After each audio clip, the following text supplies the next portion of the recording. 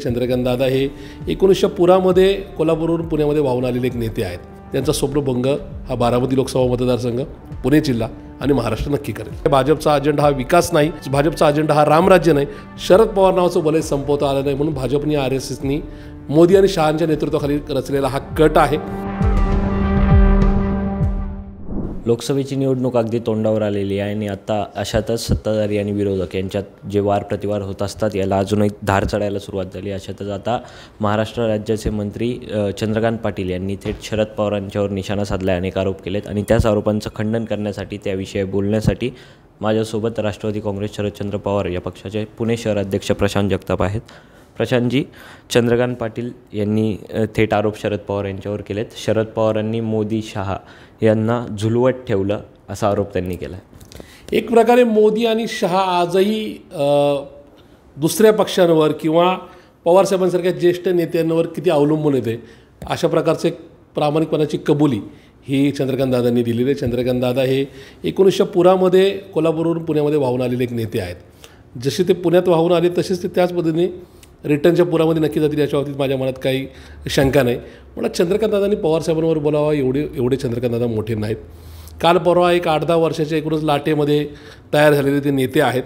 त्यामुळे त्यांनी पवारसाहेबांवर टीका करताना, पवारसाहेबांच्या संदर्भातील टिप्पणी करताना फार वेळा विचार करावा. त्यांनी काल जे भाष्य केलं की आम्हाला शरद पवारांना या ठिकाणी संपवायचं आहे, अशा प्रकारची भाषा म्हणजे एका अर्थे मोदींनी, शहानी, अजितदादांना पवारसाहेबांचा काटा काढता येत नाही म्हणून या ठिकाणी ताब्यात घेतला, अशा प्रकारची कबुली त्यांनी दिली. होय, मागच्या 57 वर्षामध्ये बारामती लोकसभा, बारामती विधानसभा, पुणे जिल्हा आणि महाराष्ट्रातून शरद पवार नावाचं वलय संपवता आलं नाही म्हणून भाजपनी RSSनी मोदी आणि शहांच्या नेतृत्वाखाली रचलेला हा गट आहे.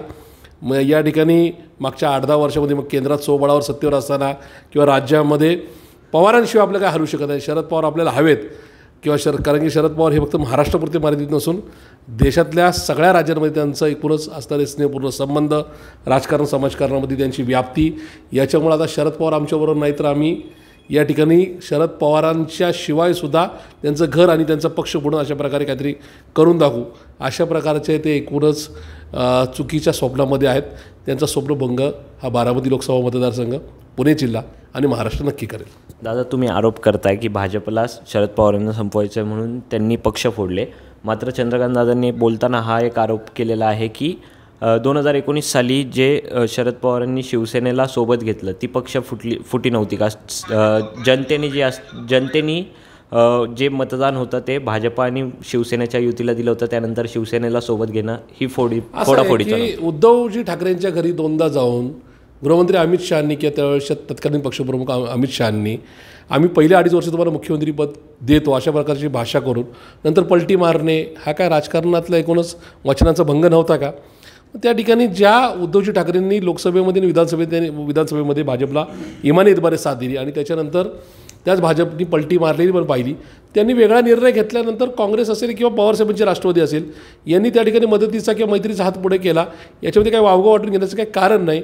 आम्ही करू तोच कायदा, आम्ही म्हणू तशीच राजकारणातली काय या संदर्भातली पदवाटप, अशा प्रकारची भाषा महाराष्ट्राने कधी खपून घेतली नाही, घेणार नाही आणि या संदर्भामध्ये असं करणाऱ्यांना दणका देणारा हा महाराष्ट्रच ठरेल. चंद्रकांत दादांनी एक मोठं वक्तव्य केलं, आम्हाला शरद पवारांना संपवायचं आहे असं त्यांनी विधान केलं. असं विधान करत असताना तुमच्या भूतपूर्व नेत्या रुपाली चाकणकर त्यांच्या अगदी बाजूला बसल्या होत्या. त्यांच्याबद्दल, त्यांच्या रिॲक्शनबद्दल काय? असं आहे, काल चंद्रकांत दादा पाटलांनी जे भाष्य केलं त्याच्यावरून त्यांच्या शेजारी रुपालीताई चाकणकर होत्या. त्या अर्थाने एक विषय क्लिअर झाला की होय, अजितदादांना फोडण्याचं काम हे फक्त आणि फक्त शरद पवार साहेबांना संपवण्यासाठीचाच एक कट होता असं त्याच्यातून एक अर्थ निघतो. कारण की हे काय दुसरं कोणी म्हणत नाही, तर भाजपचे नेते चंद्रकांत पाटील स्वतःची कबुली देतात की होय, काही करून यावेळेस सुनेत्राताई पवारांना उभं करण्यामागचं कारण शरद पवार संपले पाहिजेत. याचा अर्थ बारामतीकरांनी जो काढायचा तो काढलेला आहे. बारामती विधानसभा असेल, बारामती लोकसभा मतदारसंघ असेल किंवा पुणे जिल्ह्यातील सगळे नागरिक हे या कालच्या सगळ्या स्टेटमेंटमुळं संतप्त झालेलेच आहेत. पण त्यांनी एकूणच भाजपचा हा खरा डाव ओळखलेला आहे, मोदी, शहा, फडणवीसांचा खरा डाव ओळखलेला आहे. त्याच्यामुळं निकाल हा निश्चित योग्य लागेल आणि इथून पुढच्या काळामध्ये अशा प्रकारे कोणी कुणाचा पक्ष आणि कुणाचं घर फोडण्याचा प्रयत्न बिलकुल करणार नाही. अशा प्रकारचा सडेतोड उत्तराचा ना काही सिलसिला किंवा सडेतोड उत्तराची परंपरा इथून पुढे महाराष्ट्र कायम राखेल. महाराष्ट्र ही परंपरा कायम राखेलच, मात्र चंद्रकांत पाटील यांच्या विधानाचा विरोध करण्यासाठी तुमच्याकडून आता पुढची भूमिका काय असेल?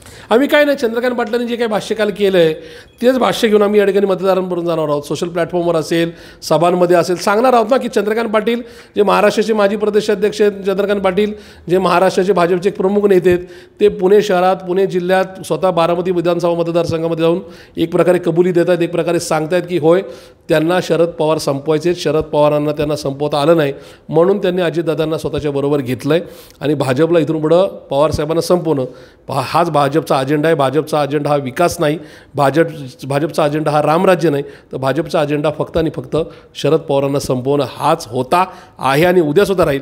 त्याच्यामुळे अशा नालायक लोकांच्या मागं जायचं का नाही याचा आता बारामतीकरांनी, पुणे जिल्ह्यातल्या लोकांनी, महाराष्ट्रातील लोकांनी विचार करावा असं आव्हान आम्ही या चंद्रकांत पाटलांचे सगळे फुटेज किंवा व्हिडिओ दाखवूनच आम्ही महाराष्ट्रातील लोकांसमोर अपील करू. नक्कीच. त्यामुळे आता चंद्रकांत पाटील यांनी केलेल्या वक्तव्यानंतर शरद पवारांचा काटा काढण्यासाठी अजित पवारांना सोबत घेऊन राष्ट्रवादी पक्ष फोडण्याचा कट भाजपनं रचल्याचं उघड झालं, असा प्रत्युत्तर आता प्रशांत जगताप यांनी दिलं. कॅमेरामन रोहित वनकट्टेसह मी Pranav Dhamale, for the people news, Pune.